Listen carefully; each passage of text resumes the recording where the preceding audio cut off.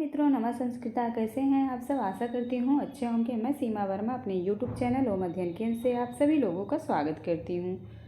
आज की क्लास शुरू करने से पहले आप सभी मित्रों से अनुरोध है कि जिन्होंने चैनल को सब्सक्राइब नहीं किया है, प्लीज़ चैनल को लाइक शेयर सब्सक्राइब करिएगा। पिछली क्लास में 60 नंबर प्रश्न हो चुका था। आज 61 नंबर प्रश्न से प्रश्नोत्तरी होगी। तो चलिए फ्रेंड्स, आज की क्लास हम शुरू करते हैं। आज का पहला प्रश्न है, प्रत्यंग धन आत्मा का संधि रूप होगा। ए प्रत्यंग आत्मा, बी प्रत्यंग आत्मा, सी है प्रत्यंग आत्मा, डी है प्रत्यंग आत्मा। तो यहाँ पे कौन सा सही हो जाएगा? डी ऑप्शन, प्रत्यंग आत्मा सही हो जाएगा, डी ऑप्शन। अगला प्रश्न है, तैमीरिका यु अदूरदर्शिनः। यहाँ तैमीरिका पद में प्रत्यय है। ए ठक प्रत्यय, बी कै प्रत्यय, सी है ईय प्रत्यय, डी है छ प्रत्यय। तो तैमीरिका में कौन सा प्रत्यय है? तो ठक प्रत्यय है। ए ऑप्शन सही हो जाएगा, ठक प्रत्यय।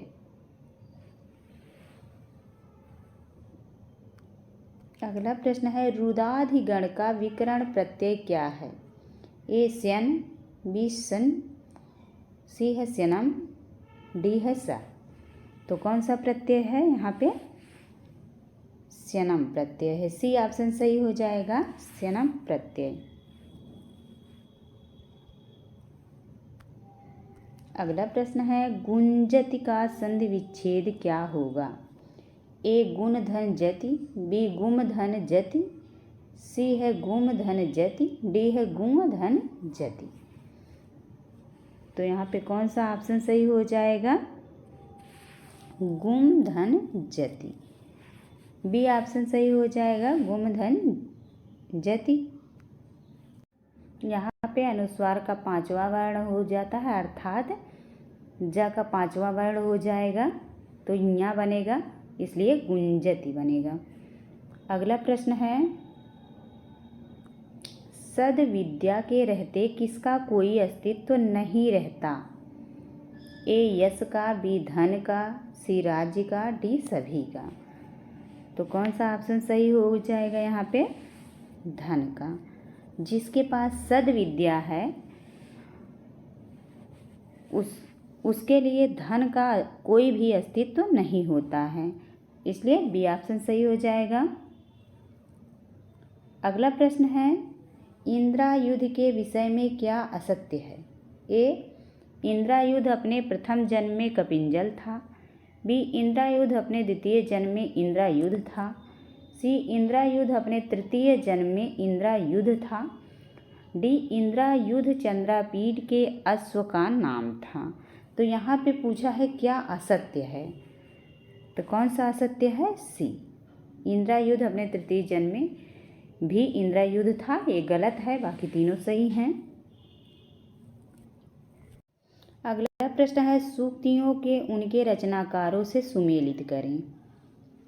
तो यहाँ पे कुछ सूक्तियाँ दी गई हैं, जो है किस ग्रंथ से है वही सुमेलित करना है। तो का है, प्रतीयते धातुर्यो हितम फलई। ये कहाँ की सूक्ति है? तो किराता अर्जुनियम की ही सूक्ति है यह। इसके बाद है, दिष्ट्या वर्धसे।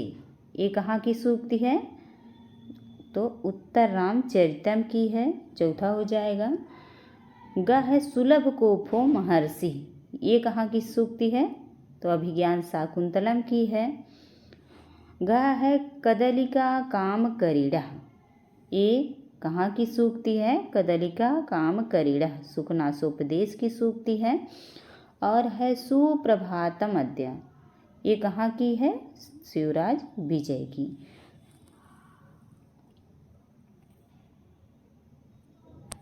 तो कौन सा ऑप्शन यहाँ पे सही हो जाएगा? डी ऑप्शन सही हो जाएगा।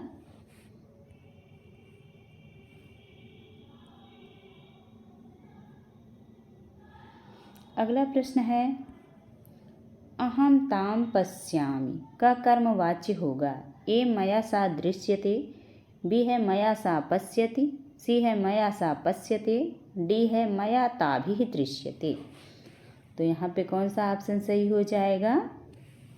मया सा दृश्यते। ये ऑप्शन सही हो जाएगा, मया सा दृश्यते।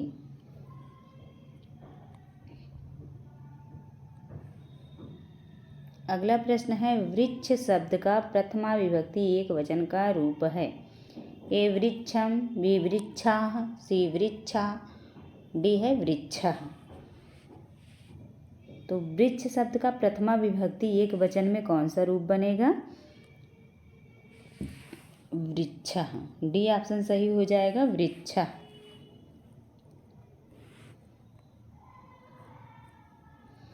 अगला प्रश्न है अद धातु लिट लकार प्रथम पुरुष एक वचन का रूप है। ए अस्यति, बी अदिश्यति, सी अत्स्यति, डी है आदिश्यति। तो कौन सा रूप बनेगा? अत्स्यति रूप बनता है। सी ऑप्शन सही हो जाएगा, अत्स्यति।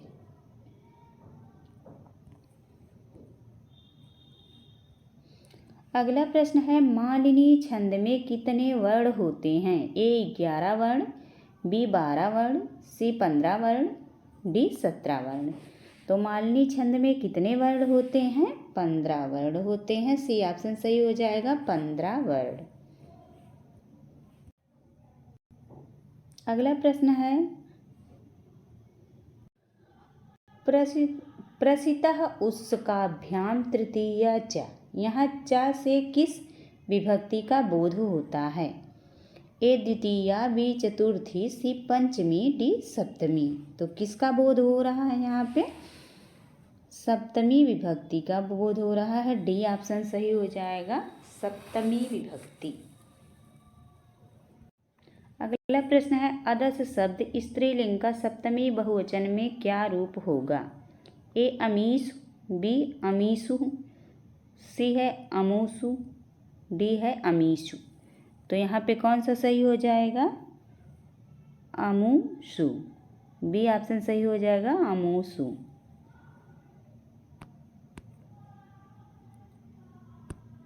अगला प्रश्न है योगीराज के लिए स्वागत सामग्री कौन एकत्रित करता है? ए ब्रह्मचारी गुरु, बी गौर बटु, सी श्याम बटु, डी विद्यार्थी समूह। तो योगीराज के स्वागत के लिए सामग्री कौन एकत्रित करता है? तो विद्यार्थी समूह। डी ऑप्शन सही हो जाएगा, विद्यार्थी समूह। जो सभी विद्यार्थी थे वही लोग स्वागत के लिए सामग्री एकत्रित कर रहे थे। अगला प्रश्न है वन्य फलासी कौन है? ए युधिष्ठिर, बी श्री कृष्ण, सी दुःशासन, डी दुर्योधन। तो यहाँ पे कौन सा सही हो जाएगा? युधिष्ठिर। वन्य फलासी युधिष्ठिर हैं। ए ऑप्शन सही हो जाएगा।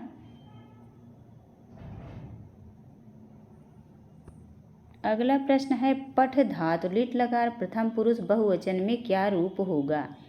ए पेतु, बी पेठु, सी है पेथु, डी है पपाठ।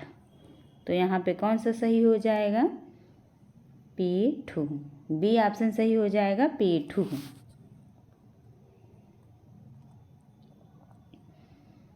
अगला प्रश्न है उद्वेलः में समास है। ए केवल समास, बी कर्मधारय समास, सी अव्ययीभाव समास, डी प्रादिप तत्पुरुष समास। तो यहाँ पे डी ऑप्शन सही हो जाएगा। उद्वेलः में प्रादि तत्पुरुष समास है। अगला प्रश्न है भर्तृहरि के अनुसार तीनों लोगों को जीत लेता है।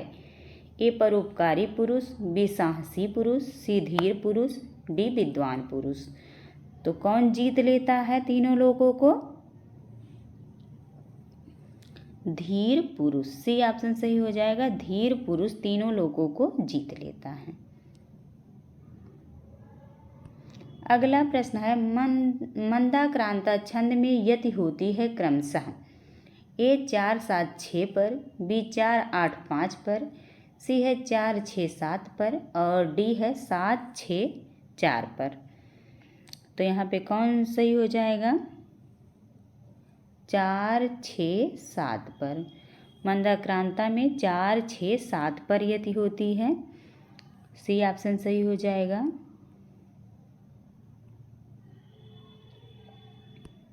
अगला प्रश्न है स वर्ण का वाह्य प्रयत्न होगा।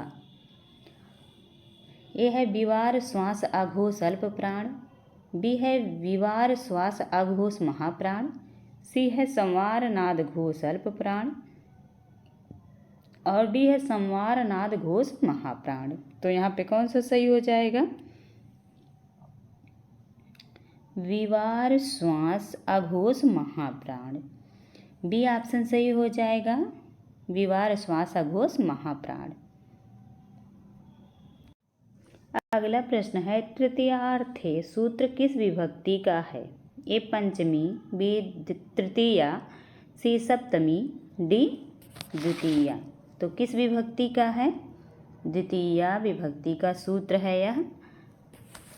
तृतीयार्थे, इसमें बहुत लोग जो है गलत कर देंगे, तृतीयार्थे मतलब लगा देंगे तृतीया विभक्ति का, लेकिन ये द्वितीया विभक्ति का सूत्र है। डी ऑप्शन सही हो जाएगा।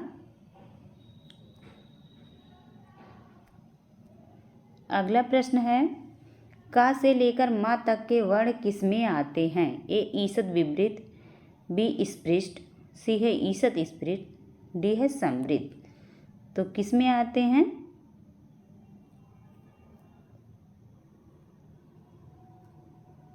स्पृष्ट में, बी ऑप्शन सही हो जाएगा। स्पृष्ट में आते हैं।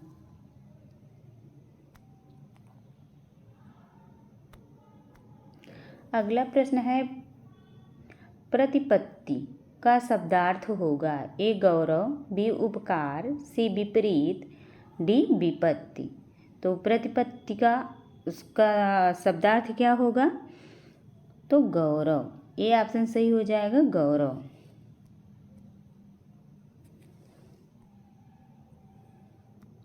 अगला प्रश्न है सुकनासोपदेश कादंबरी के किस भाग से लिया गया है? ए पूर्वार्ध से, बी उत्तरार्ध से, सी बीच से, डी अंतिम भाग से। तो सुकनासोपदेश कादंबरी के किस भाग से लिया गया है? पूर्वार्ध से। ए ऑप्शन सही हो जाएगा, पूर्वार्ध से।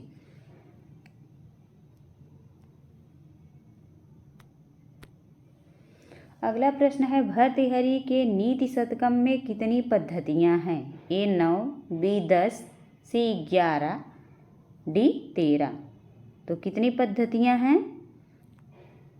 11 पद्धतियाँ हैं। सी ऑप्शन सही हो जाएगा, 11 पद्धतियाँ हैं।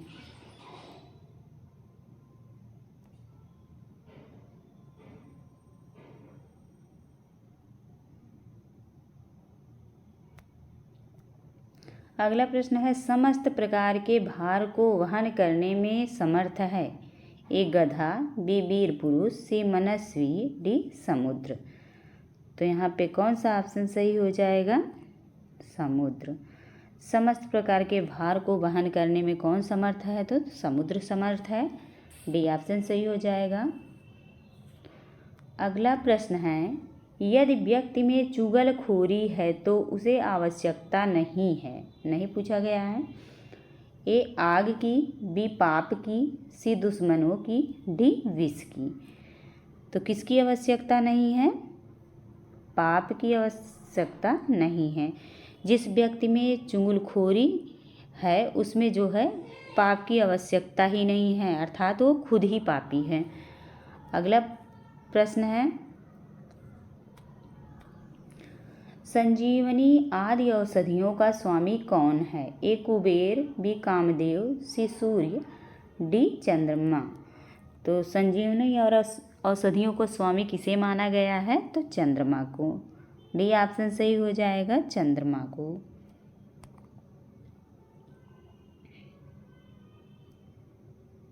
अगला प्रश्न है चंचल तरंगों वाली नदी है। ए बेत्रवती, बी नर्मदा, सी निर्विंध्या, डी गंभीरा। तो कौन है? बेत्रवती नदी जो है चंचल तरंगों वाली नदी मानी गई है। ए ऑप्शन सही हो जाएगा, बेत्रवती नदी। अगला प्रश्न है राजा रंतिदेव का प्रताप स्वरूप है। ए बेत्रवती, बी सिंधु, सी चर्मणवती, डी गंधवती। तो कौन सा है? चर्मणवती। राजा रणधीरदेव का प्रताप स्वरूप नदी कौन सी है? तो चर्मणवती नदी। अगला प्रश्न है युधिष्ठिर नायकों की किस कोटि में आते हैं? ए धीरोदात्त, बी धीरोधत्त, सी धीर ललित, डी धीर प्रशांत। तो किस कोटि के नायक युधिष्ठिर हैं? धीर प्रशांत कोटि के नायक हैं। डी ऑप्शन सही हो जाएगा, धीर प्रशांत। अगला प्रश्न है पुरः कवीनाम गणना प्रसंगे कनिष्ठिकाधिष्ठित कालिदासः। यह प्रसिद्ध उक्ति किसकी है? ए जयदेव की, बी मल्लिनाथ की, सी राजशेखर की, डी उद्भट की। तो यह किसकी प्रसिद्ध सूक्ति है? सूक्ति कह रहे हैं, उक्ति है। तो मल्लिनाथ की है यहाँ पे, बी ऑप्शन सही हो जाएगा। यह मल्लिनाथ की उक्ति है। अगला प्रश्न है उत्तर रामचरितम के 5वें अंक का नाम है। ए प्रत्याख्यान, बी कौशल्या जनक मिलन, सी कुमार प्रत्यभिज्ञान, डी कुमार विक्रम। तो यहाँ पे कौन सा सही हो जाएगा? कुमार विक्रम। डी ऑप्शन सही हो जाएगा। कुमार विक्रम 5वें अंक का नाम है। अगला प्रश्न है बाणभट्ट के पूर्वज किस स्थान के निवासी थे? ए राजस्थान जयपुर, बी उत्तर प्रदेश जौनपुर, सी प्रीतिकोट बिहार, डी सासाराम बिहार। तो बाणभट्ट के पूर्वज किस स्थान के निवासी थे? प्रीतिकूट बिहार के। सी ऑप्शन सही हो जाएगा, प्रीतिकूट बिहार के निवासी थे। अगला प्रश्न है हिंसा स्वापापेन विहिंसितः खलः साधु समत्वेन भयाद विमुच्यते। यह मंगलाचरण किस कोटि का है? ए आशीर्वादात्मक, बी वस्तु निर्देशात्मक, सी नमस्कारात्मक, डी मंगलाचरण नहीं है। तो यहाँ पे कौन सा ऑप्शन सही हो जाएगा? वस्तु निर्देशात्मक मंगलाचरण है, बी ऑप्शन सही हो जाएगा। और शिवराज विजयम का मंगलाचरण है ये।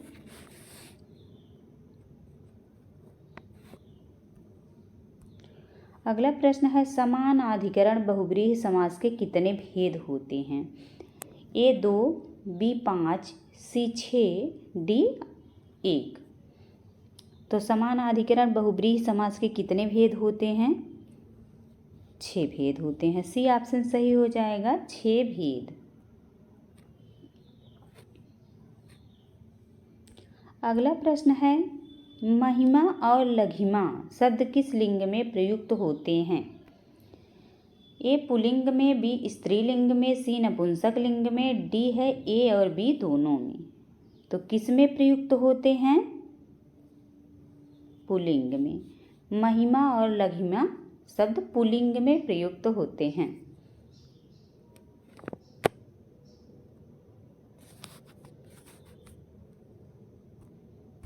अगला प्रश्न है कर कंपित कृपा कृपण कृपाणः कौन है? ए शिवाजी, बी यवन युवक, सी शहाबुद्दीन, डी गौर सिंह। तो कौन है? गौर सिंह। डी ऑप्शन सही हो जाएगा। यह गौर सिंह के लिए आया है। अगला प्रश्न है षष्ठवती का विग्रह होगा। ए षट्धनवती, बी षड्धनवती, सी है षड्धनवती, डी है षड्धनवती। तो कौन सा ऑप्शन यहाँ पे सही हो जाएगा? षड्धनवती। बी ऑप्शन सही हो जाएगा, षड्धनवती। अगला प्रश्न है सुमेलित करें। यहाँ है सल। सल में कितने वर्ण आते हैं? तो 4 वर्ण आते हैं, स, स और ह।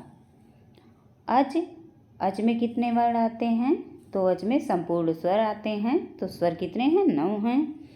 और अल्प प्राण, अल्प प्राण कितने हैं? तो अल्प प्राण 19 हैं और महाप्राण कितने हैं? 14 हैं। महाप्राण 14। हस वर्ण कितने हैं? तो 20 हैं। अब कौन सा ऑप्शन सही हो जाएगा? यहाँ पे सी ऑप्शन सही हो जाएगा।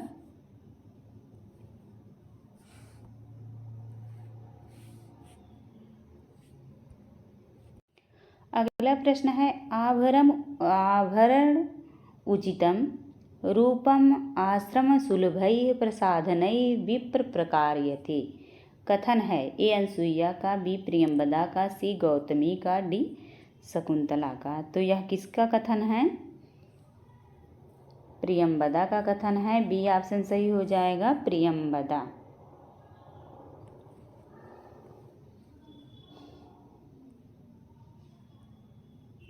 अगला प्रश्न है शकुंतला ने जब महर्षि कर्ण से पूछा कि मुझे आश्रम में पुनः कब बुलाओगे, तो कर्ण ने क्या कहा? ए आगामी त्योहारों पर, बी जब हरड़ी के बच्चा हो जाएगा, सी अनसुईया की शादी में, डी जब तुम वानप्रस्थ ग्रहण करोगी तब। तो यहाँ पे डी ऑप्शन सही हो जाएगा। कर्ण ऋषि ने कहा कि जब तुम वानप्रस्थ आश्रम ग्रहण करोगी तब जो है फिर यहाँ पे आपका आना होगा। तो कौन सा ऑप्शन सही हो जाएगा? डी।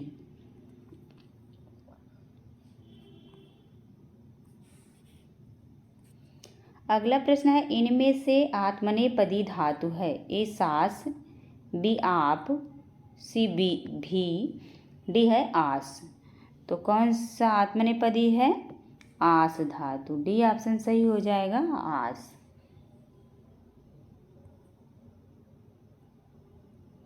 अगला प्रश्न है अधिजगे क्रियापद में धातु है।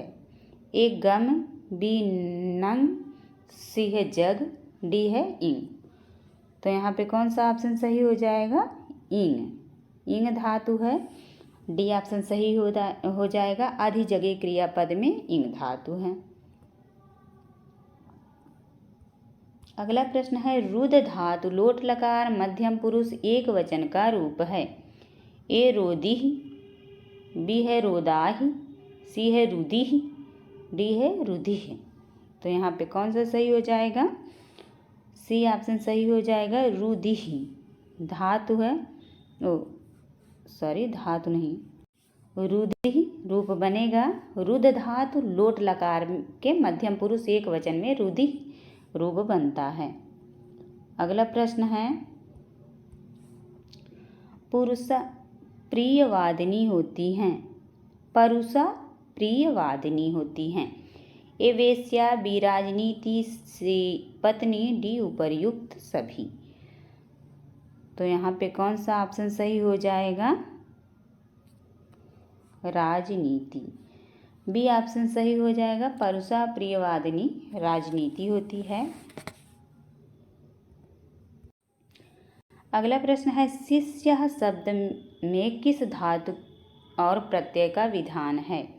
ए सास धन क्यप प्रत्यय, बी है शिष धन लयत, सी है शिष धन क्यप और डी है सास धन स्यय प्रत्यय। तो यहाँ पे कौन सा ऑप्शन सही हो जाएगा? सास धन क्यप प्रत्यय। ए ऑप्शन सही हो जाएगा, सास धन क्यप प्रत्यय। अगला प्रश्न है कविता कानन केसरी कौन है? ए कालिदास, बी जयदेव, सी भर्तृहरि, डी बाणभट्ट। तो कौन सा ऑप्शन सही हो जाएगा? बाणभट्ट। कविता कानन केसरी कौन है? बाणभट्ट। डी ऑप्शन सही हो जाएगा। अगला प्रश्न है कटु विपाका कौन है? ए वेश्या, बी राजनीति, सी लक्ष्मी, डी लोभ। तो कटु विपाका कौन है? लक्ष्मी। सी ऑप्शन सही हो जाएगा, कटु विपाका लक्ष्मी है। अगला प्रश्न है साधु तथा असाधु के प्रयोग होने पर विभक्ति होती है। ए पंचमी, बी षष्ठी, सी तृतीया और डी है सप्तमी। साधु और असाधु में कौन सी विभक्ति होती है? तो सप्तमी विभक्ति होती है। डी ऑप्शन सही हो जाएगा।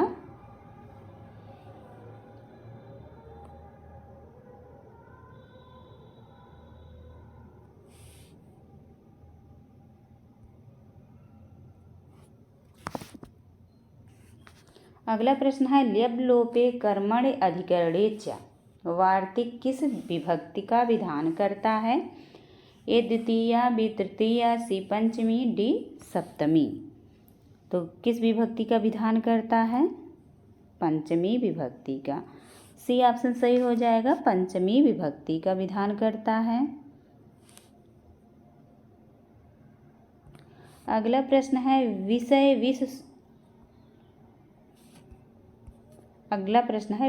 विष स्वाद मोह पंक्ति कहाँ से उद्धृत है? ए सुकनासोपदेश, बी मेघदूतम, सी नीति शतकम, डी शाकुंतलम। तो यह कहाँ से पंक्ति ली गई है? सुकनासोपदेश से। ए ऑप्शन सही हो जाएगा, सुकनासोपदेश।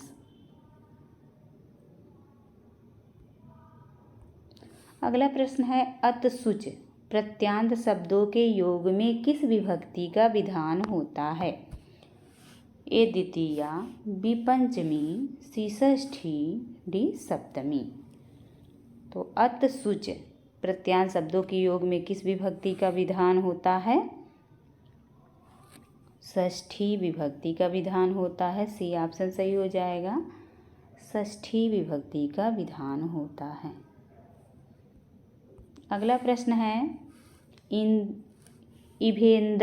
इभेंद्र शब्द का अर्थ क्या है?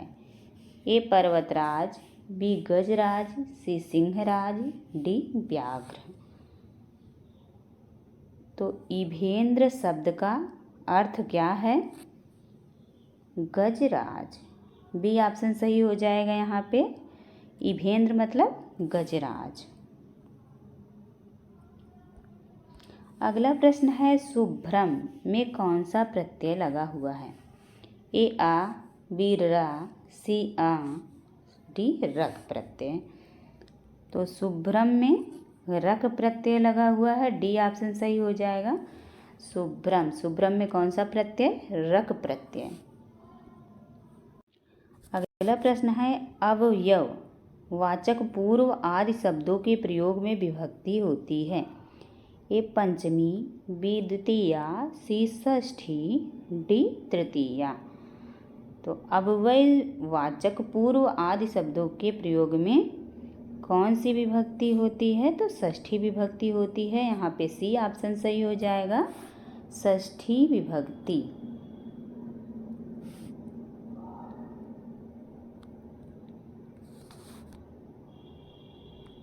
अगला प्रश्न है प्रिया नासे कृत्सनम किल जगद अरण्यम ही भवति किसका कथन है?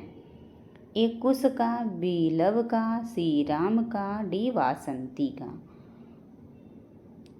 तो यह किसका कथन है? राम का कथन है। राम कहते हैं कि प्रिया के बिना यह जगत जंगल के समान लगता है। सी ऑप्शन सही हो जाएगा। अगला प्रश्न है कौन सा शब्द शुद्ध नहीं है? इसको आप लोग ध्यान दीजिएगा। नहीं जो रहता है, ए सिक्तवान, बी नोदितवान, सी खातवान, डी चितवान।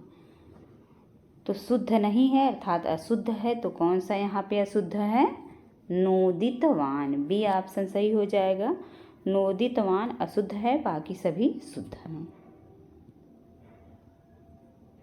अगला प्रश्न है शुद्ध धातु रूप कौन सा है?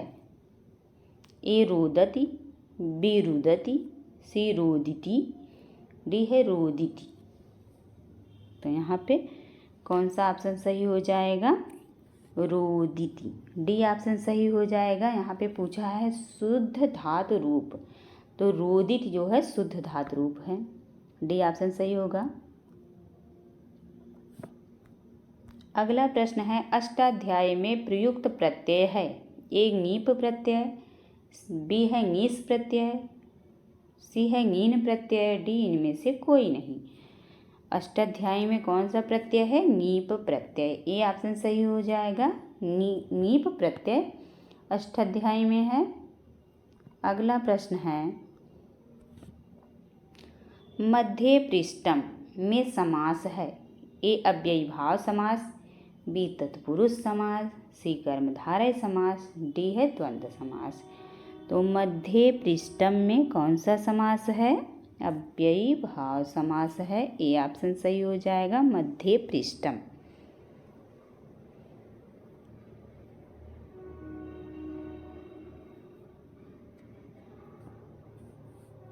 अगला प्रश्न है सुसिक्तम, सुअस्तुम इन उदाहरणों में कर्म प्रवचनीय संज्ञा का फल है। ए द्वितीय विभक्ति, बी निपात, सी सत्व निषेध, डी सप्तमी विभक्ति। तो यहाँ पे सत्व निषेध, सी ऑप्शन सही हो जाएगा, सत्व निषेध। अगला प्रश्न है द्विकर्मक दुहादि द्वादश धातुओं के कर्मणि प्रयोग में प्रथमा विभक्ति होती है। ए प्रधान कर्म में, बी गौण कर्म में, सी दोनों में, डी किसी में नहीं। तो कौन सा सही हो जाएगा? गौण कर्म में, बी ऑप्शन सही हो जाएगा, गौण कर्म में।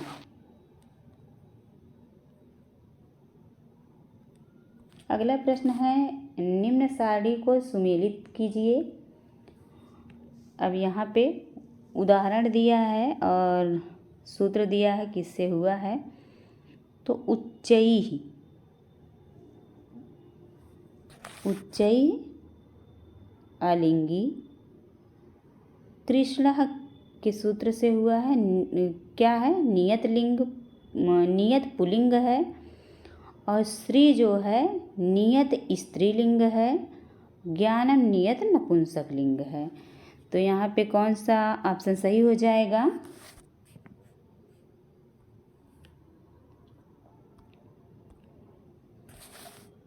यहाँ पे सी ऑप्शन सही हो जाएगा, सी ऑप्शन सही होगा। अगला प्रश्न और अंतिम प्रश्न है निम्न नामों में से कौन सा नाम भीम के संदर्भ में अनुचित है? ए वृकोदर, बी जरासंधघाती, सी मध्य पांडव, डी मारुति। तो यहाँ पे कौन सा ऑप्शन अनुचित है? तो मारुति।